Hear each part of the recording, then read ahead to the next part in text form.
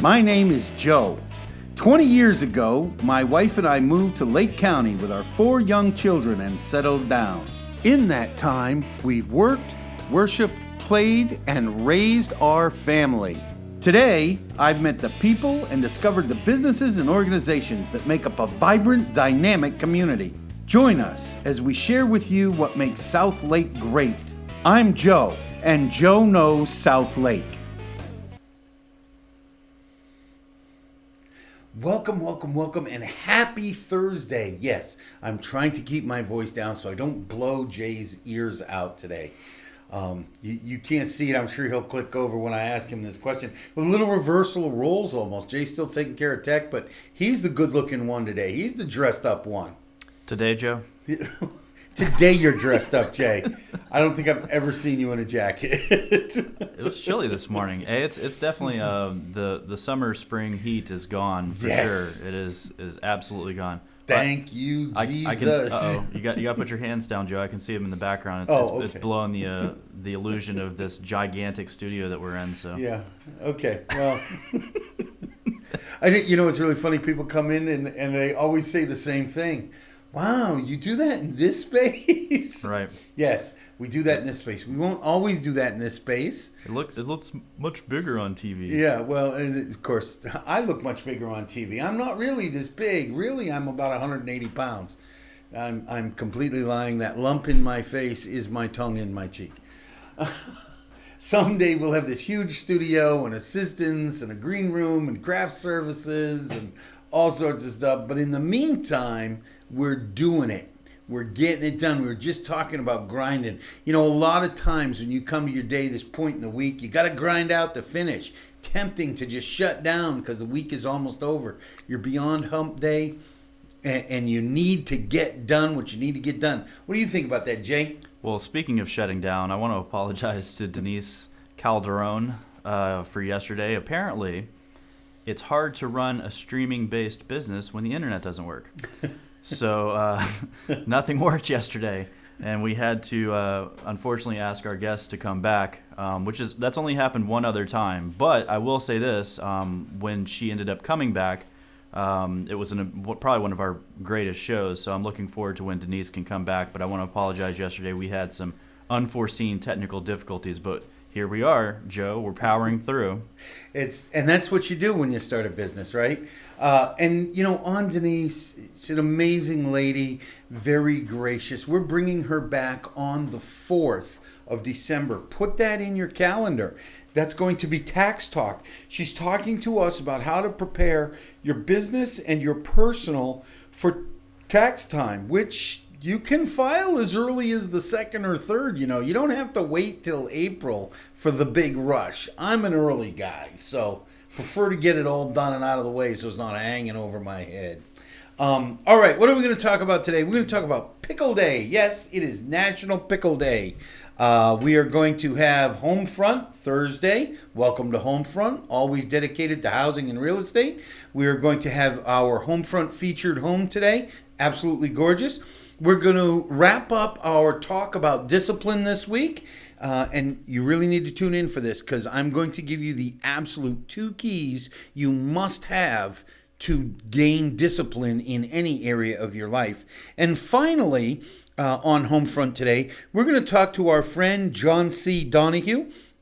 You may remember John. He was actually technically the first guest we ever had because John came on through FaceTime and helped us out to test our technology and what we were doing. He was with us when we were rough around the edges. And he's going to come back. And John just bought just had a new home built. He just moved in. And he's going to talk to us about the process and the pitfalls, about some advice that Joe gave him because, full disclosure, I am a full-time professional realtor helping people find homes. I'm with RE/MAX Titanium there, the state, and the Department of Real Estate. The Real Estate Commission will now be satisfied because I have been full disclosure. We're going to hear from our sponsors, and when we get back, we're going to get started. So I'll see you in a minute. Don't go away.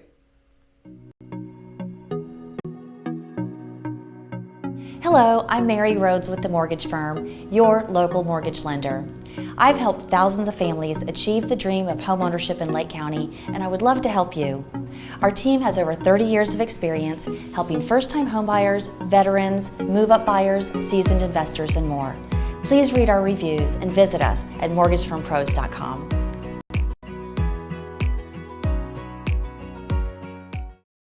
Are you tired of having drugs or alcohol ruin your life? Do you need to get off pain pills but still maintain pain relief? My office in Tavares has programs to help you. While not covered by insurance, program fees are affordable. My name is Alan Zupkin. I'm board certified and have helped thousands of patients achieve these goals. Please call me for further information. Hello, my name is Michael Singh with Singh Insurance and Financial Services. Our goal is to build trust based on a clear understanding of how your insurance policy protects you, your family, and even your business. When was the last time you took a good hard look at your insurance coverage? Would you be open to the possibility of reviewing your policy with me? One review of your policy can save you valuable time and money. Call me today to set up a review of what may be available to you. And welcome back. Look, once again, very, very grateful for all of our sponsors. I want to make a special shout out to our two new sponsors, Burgerum and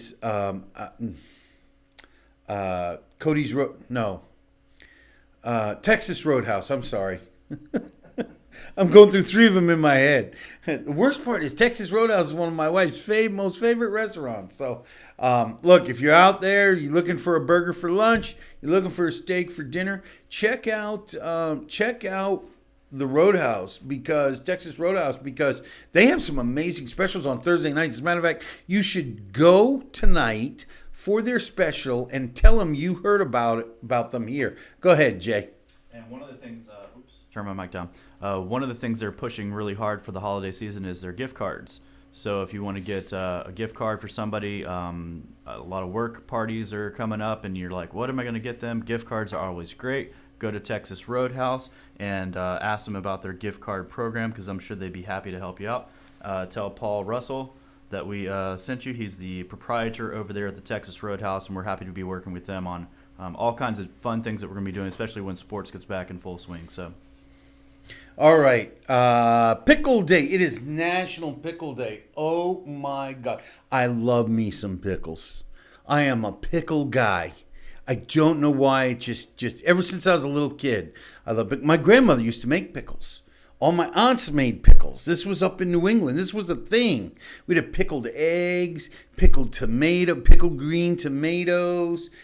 We'd obviously cucumbers, and I can remember being a little kid, and my grandmother would be pickling for days. She'd also can jelly, grape jelly, because we had grapevines in Boston around that same season for us up there. But pickles are great. You know, when I got older and started to cook, I'm not really into that. You know, it's too much work almost for me to get into the canning process of canning a pickle and then letting it sit there for 3 months. But I did find out you can do like overnight pickles, or like pickles that you just got to let set up for a couple of weeks. I love pickling things, and I find that you don't always have to pickle a cucumber. You can pickle carrots or any root vegetable. You can pickle. I've never been a fan, frankly, of pickled watermelon rind, although I know people that absolutely love it. But pickling is a good way. And, you know, pickling goes back literally thousands of years. The Roman army under Julius Caesar lived on pickles in clay jars. As a matter of fact, it was probably Julius Caesar that first figured out that he could move an entire army on pickles and not have to forage as much. Pickles and smoked meat. The Roman armies was one of the first armies to actually carry supplies with them and not have to forage off the land that they went to. It's one of the things that made them so strong. Even today, good trainers will tell you that a pickle is good for you if you're in a heavy training mode. I know a lot of guys that drink the juice, and I've done it myself. Drink the juice as a recovery drink after a good hard workout.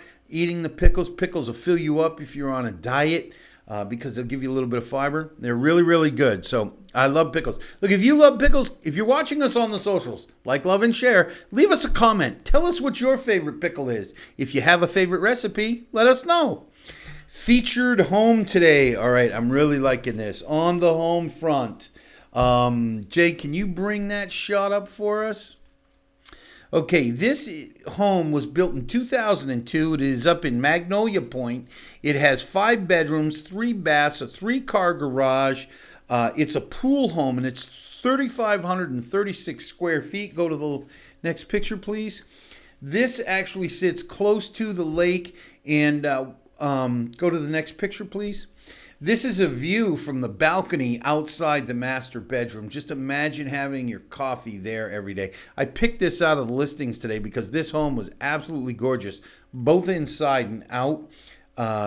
Switch to the next picture, please.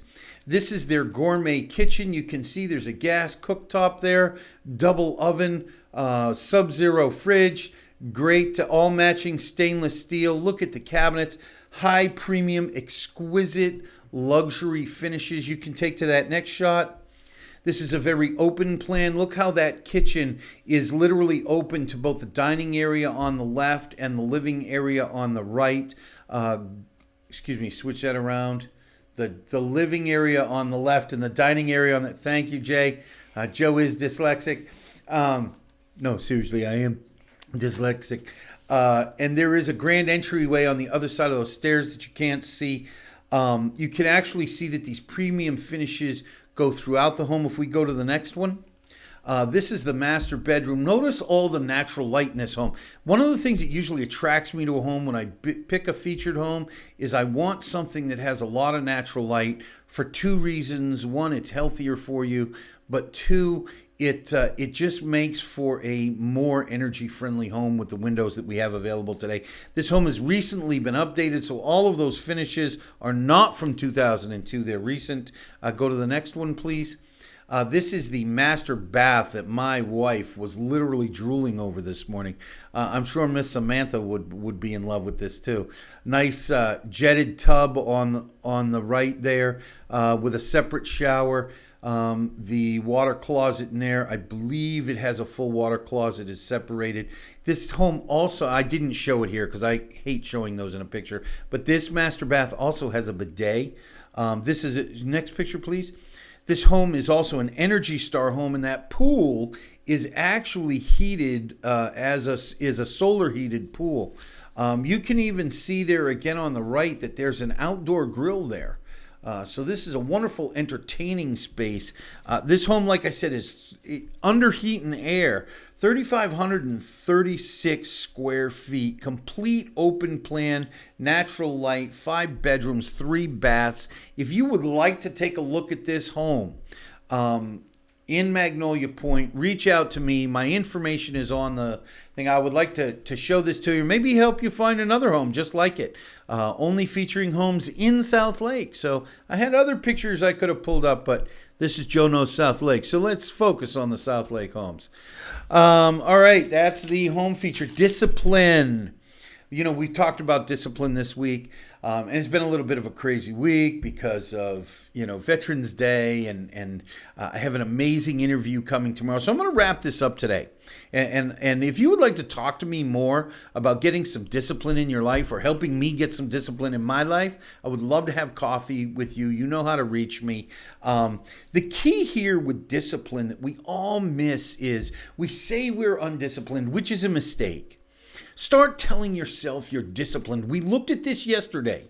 You have disciplines in your life. They're just not disciplines that are giving you the results that you want. If you want to change those disciplines to results that you want, you actually need 3 things. The first one is you need planning.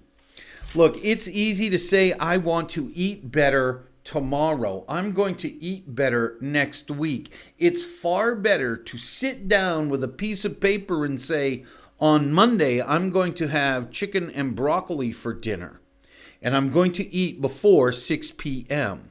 And my snack at 8 p.m. is going to be some peanut butter and a half of an apple.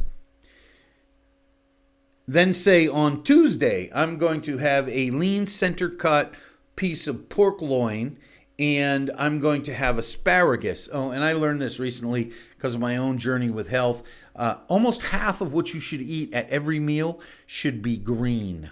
And I know that sounds crazy, and I know that might get a little tedious. So you're planning, you're writing it down.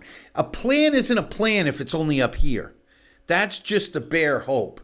Okay, that's a wish without even the faith it takes to make it happen. You want to change something in your life, you want to become disciplined, and this works with your health, your finances, your business. You need a written plan of what you're going to accomplish day to day, and you need to do that over the course of time. The second thing you need to do is you need to track. You need to track the plan and your results in writing. So on Monday, you need to take 5 minutes and say, okay, I did what I was supposed to for dinner, but I went and had that Super Mondo burger with a pound of ground beef and 3 helpings of French fries. You need to track that. And the benefit to tracking is you'll have immediate gratification or response to what you've done. The final thing is, so what are we going to do? We're going to plan in writing. We're going to track in writing. Okay. And let me say again for planning. Planning must be done previous. You can't plan just before you're going to do something. You have to plan the day before, the week before, the month before. The third thing you should have that will bring both the planning and the tracking into focus will be accountability. There has to be someone in your life that you will hold yourself accountable to call you on your crap. This is why programs like Narcotics Anonymous or Alcoholics Anonymous or any of the Anonymouses, this is why the 12 steps work. Because people create a group that holds them accountable and calls them on their stuff. Now, do you need a support group if you're trying to lose weight or increase your business or get better of your finances? No. Maybe you need to hire a coach. Maybe you need somebody to show you how to budget and work with you for 10 or 12 weeks. We have a woman coming on, Cynthia Rivera, is a financial coach, and she's going to tell us how we can start to do some of those processes. So she's a guest in December. I think she's in December. But that's somebody to hold you accountable. But that person can also just be a good friend who's got the same goals, who's trying to make changes in their life the same way. And you got to be honest. So the 3 keys: you got to plan ahead, you've got to track results, and you've got to hold yourself accountable to another human being. Because if you hold yourself accountable, you'll get either the rebuke or the affirmation that you need. So if you want to talk more about discipline, getting discipline in your life, or helping me get some, please, please, please reach out to me. I'd love to have a cup of coffee with you. You never know. We might become close friends. We might help each other change our lives. Heck, I'm hoping the show changes your life. When we come back, we are going to talk to my dear friend, John C. Donahue. You have him up here on the screen right now. John is an amazing friend of mine, but one of the cool things, what we're going to talk to John about today is he is not just one of my best friends, but also a customer of mine. And John and his gorgeous wife, Sarah, allowed me to help them in the process of being a new construction buyer. So they worked with a builder to build a home. I was able to give them some tips and advice through the process. Yes, if you're building a home from a builder, you do need a realtor. We're going to hear about that when we get back. And he's going to lead us through the process and the pitfalls of new construction and building your own home through a builder. So we're going to hear from our sponsors, and when we get back, we'll have John. Talk to you in a minute. Welcome to Erica's Tea Room. Located in the heart of downtown Claremont, this specialty tea shop offers a traditional high tea experience that can be enjoyed with family and friends. While here, you can choose from over 100 teas from all over the world, and a multitude of teapots are available for purchase. Join us for lunch or choose from one of our special evening events. Call to make a reservation. Erica's Tea Room, making memories with every cup.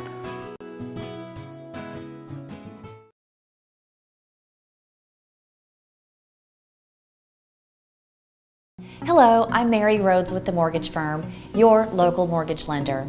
I've helped thousands of families achieve the dream of homeownership in Lake County, and I would love to help you. Please read our reviews and visit us at mortgagefirmpros.com.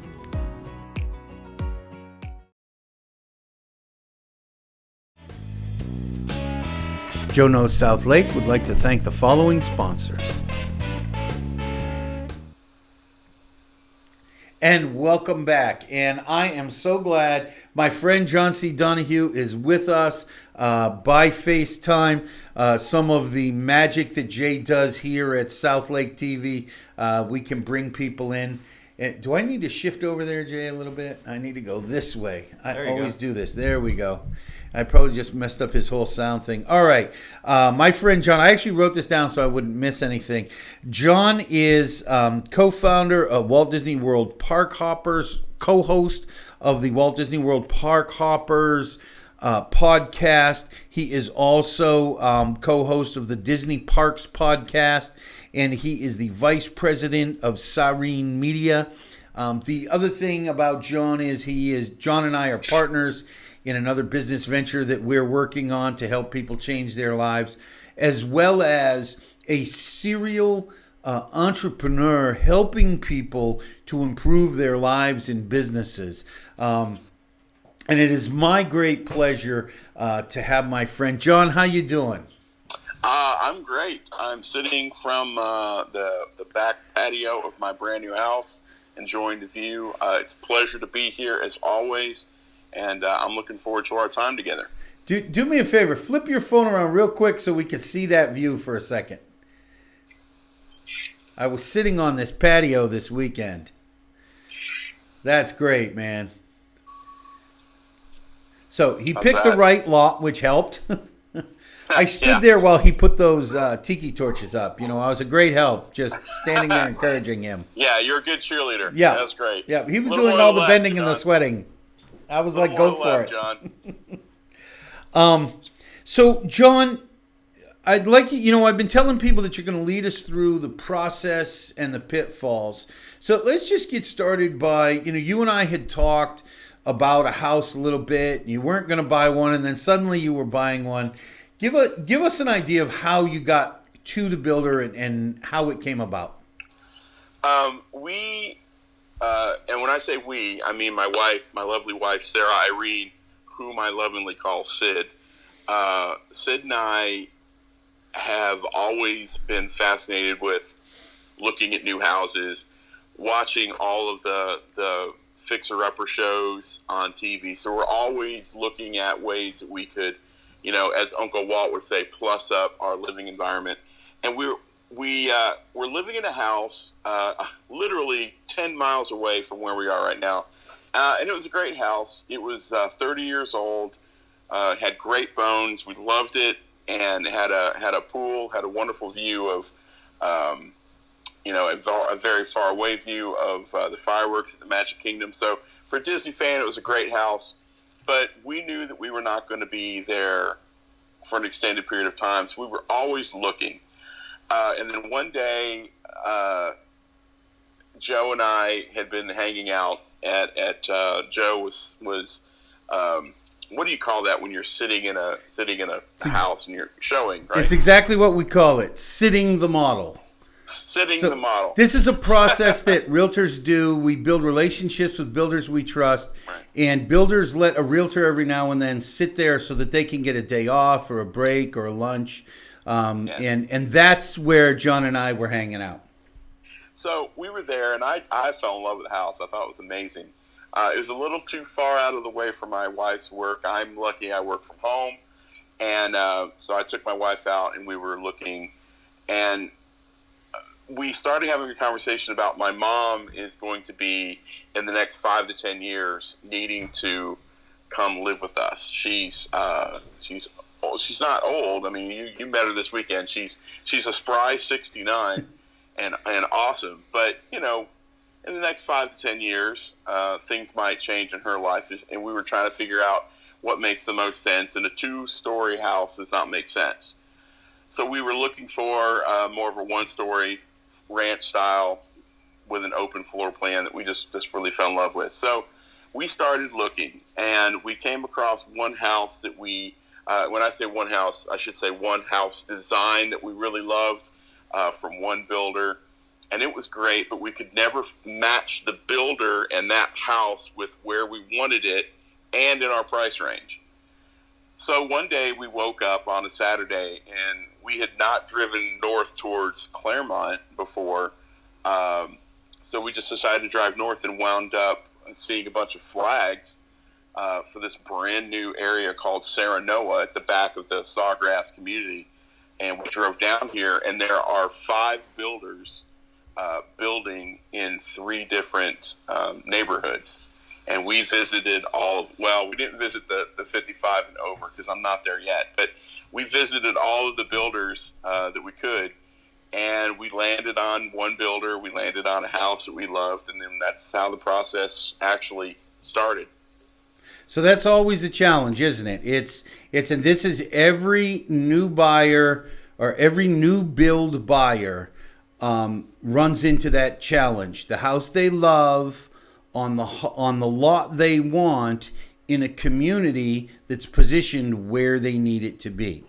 Right. So so we get under contract. Tell us what happened. You did have some pitfalls. I mean, there's supposed to be a process, right? A series of milestones. Tell us about that, and just give us a brief idea of that. So when we landed on the house and the land that we wanted specifically, we got into the contract with them, and we had expectations given to us of when we could move in. We were looking for November, December, and we were told that would be fine, no problem. And then, we had gotten a series of phone calls and emails somewhere around August saying, okay, so we're looking at a September move-in date. Is that kind of where you wanted to start off with? Yeah, Is that where we wanted to go with it? Yeah. Thank God for Joe, man. I mean, we had pulled Joe into the relationship early, and that's the value of having somebody like Joe, even on a new build, having someone that you can go to say, hey, this is where we're at right now. Help us out. And, I immediately called Joe and said, this is what we're looking at. And he was like, okay, let's talk. And he had reached out to our sales representative and walked through it. So basically what they were doing was the specific plot where our house is, there's one other house that's been built on a brand new road, and they haven't filled in all the houses. What they want to do is to build houses in clusters and fill those clusters and have everything built, and then move on to the next phase and the next phase. And logically, that makes sense. But that's not always how people want to buy houses. And we wound up picking a house that was on a beautiful piece of land next to a house that was already, the land had already been purchased and they were starting to build on. And we ran into some issues, and they still haven't started building next to us. And they just decided that since we already had a contract, they would start building 2 months earlier than when they told us. So that threw our time frame into a bit of a mess. So, and I just want to clarify a little bit. Part of what happens with new build buyers is because there is a large amount of money required up front, more than probably most resale purchases. Many buyers are in John's situation where they're making plenty of money, but they got to put some aside each month. So if they move up the move-in date 3 months, that's 3 months worth of saving that people have not anticipated. The other thing I think I was able to do is there were some questions about the price of the lot that they tried to increase, and I was able to direct John to his contract, and we were able to go up the food chain to make sure that he got the price that they quoted him the day he signed, as opposed to the price they wanted to give him 2 weeks later. Yeah, I love our little sales agent. She was amazing. She sold our lot, and I won't give specific numbers, but she sold our lot for considerably less than she should have. And apparently it woke some people up, because the next day after we had put the down payment, they raised the price of the lot. They raised the price of the houses. All the houses got a bump. All of the plots got raised as well. So we literally were sitting on conservation. We're sitting on a little bit of a pond here. So we have one of the best views in the neighborhood, and we didn't pay as much for it. And they were trying to hold us accountable to the new pricing. And that's where someone like Joe stepped in and said, nope, this is in the contract. This is what you're going to agree to. The downside is there was other things in the contract that they didn't necessarily stay in agreement with, like, we're going to be moving in late November, and we wound up moving in the second week of December. That's the best we could do. And the irony is, as we started getting to the closing date, they started shifting the closing date around. We had some issues with our mortgage, not all of our own. A lot of the mortgage issues popped up on their end, and then they started kicking the closing date around, and it was I felt like a hacky sack for a little while there. Let's talk about that challenge with the mortgage, because that's someplace else that I think I was able to help you and advise you, and they misdirected you counter to my advice. Talk about that a little bit. So we had and help me if I get the terms wrong. We had originally tried to get an FHA loan, and the presumption was that we were going to sell the house we were in, and everything was fine, and we were moving forward. And a couple of months into the process, the situation changed for us, and we decided that we were actually going to lease the house, to rent the house, basically, to sell in the future. When we contacted the mortgage company, all the paperwork was put in, and initially they said that was fine. Everything was good. We're good to go. No problems. A month or so after that, the mortgage company called and said that we have to change our mortgage to a conventional mortgage. It's going to cost us more money, and that having the lease instead of selling the house outright was not a good thing. And we said we had all these documents saying that was already taken care of, and they said, well, that person no longer works for the company. I don't know why they agreed to that. So we were looking down the barrel of having to pay more money, having to jump through even more hoops. And for a while there, it was a question of whether or not we were going to actually get a conventional mortgage. So we had stayed with the conventional mortgage. We did everything we could, and we knew that we were going to take a hit financially. And that's when a combination of phone calls and emails to as far up the food chain as we could go, Joe doing all of his due diligence and doing the things that he could do on his end. We leveraged every friend that we could. And miraculously, the company came back with, I think, maybe, like half a point higher on our percentage rate. And they agreed to take the down payment that we had agreed to when we first signed the contract. So here's the big key here is that as a realtor, I am not a party to the contract. So I can, unlike where I represent John, if John had been buying an existing home, I represent John, another agent represents the seller. There's a contractual representation, and the other person has to deal with me as an agent, as his representative. When you deal with a new builder, you want an agent, although he doesn't technically represent you contractually, But the reason you want him is for just the situations John ran into. I could make a few phone calls. I couldn't directly make the fight, but when he got into some of these jams, I was able to resource my resources to connect him with lawyers and mortgage people to answer questions. There was information we had to verify. Many times people were telling us things, and I was able to say, John, that's just not sounding correct to me.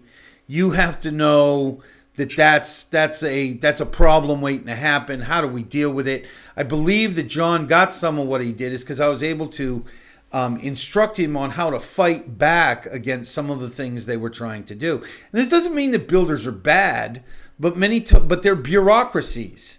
And all builders are not created equal. I'm sure John was a little beat up by some of these guys. So, and he has a bad taste in his mouth for his particular builder.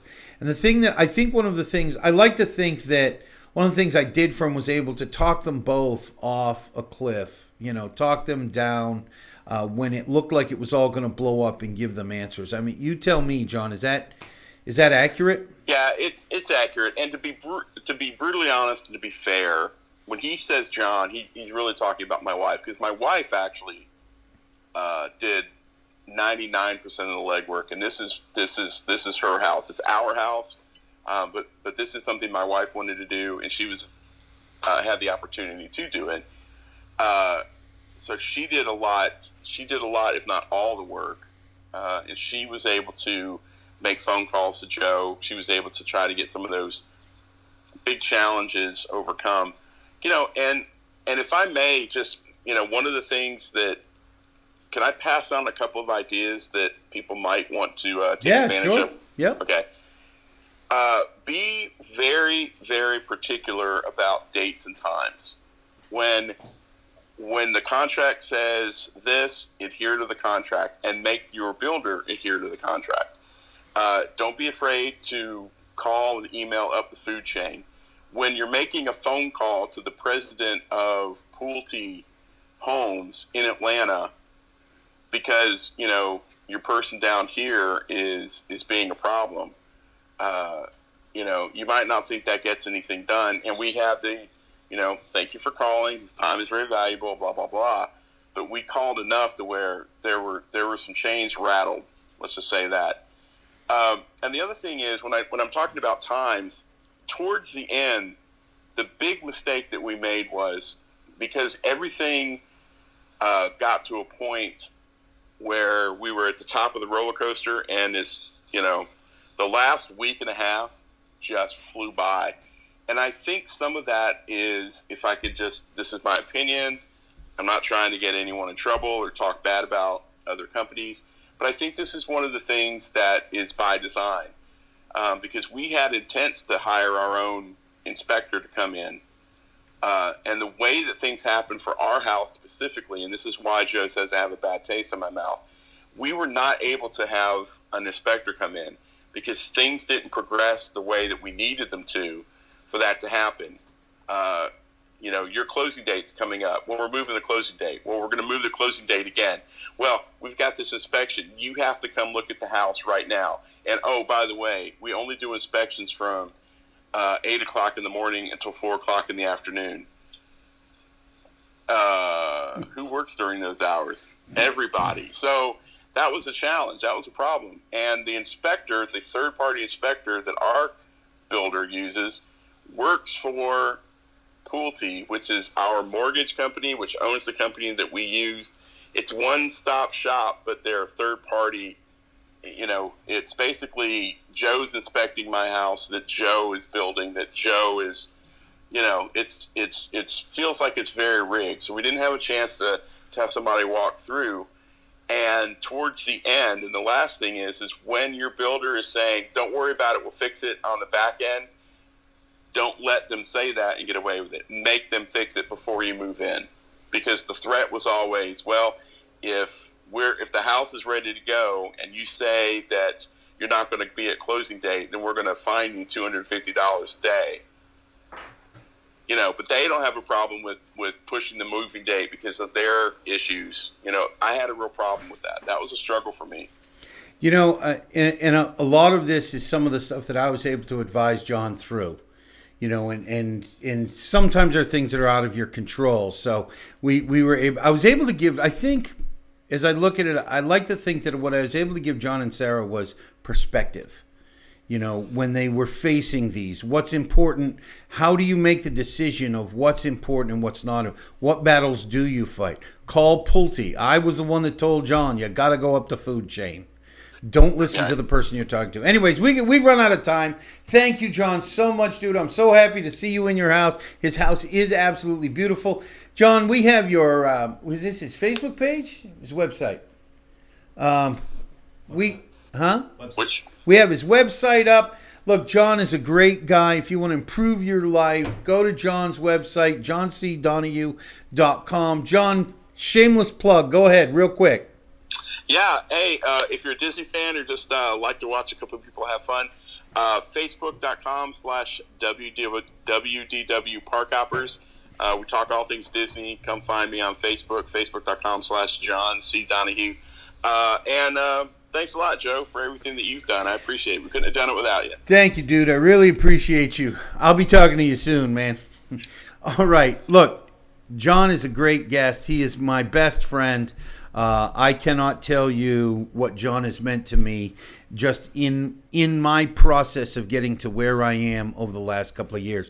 And I'm going to close right now because I'm about to get choked up. So if you know somebody who should be a guest on Joe Knows South Lake, please reach out to me. If you know somebody should be advertising, please reach out to me. And if you are interested in buying or selling a home, please reach out to me. Look, even if you just want to have a conversation and you don't know where you want to go with it, let me know. I'll advise you. It doesn't cost you anything to talk to me for 30 minutes. So, and it might save you quite a bit of time, money, and trouble. With that said, I'd like to remind you there is greatness inside you. Please today dare to let your greatness shine and bring out the greatness in somebody else. I'm really looking forward to tomorrow. We have an amazing interview, a little different format. You cannot miss tomorrow's show. With that said, I'll see you tomorrow, and I love you. Bye-bye. My name is Joe. 20 years ago, my wife and I moved to Lake County with our 4 young children and settled down. In that time, we've worked, worshiped, played, and raised our family. Today, I've met the people and discovered the businesses and organizations that make up a vibrant, dynamic community. Join us as we share with you what makes South Lake great. I'm Joe, and Joe Knows South Lake.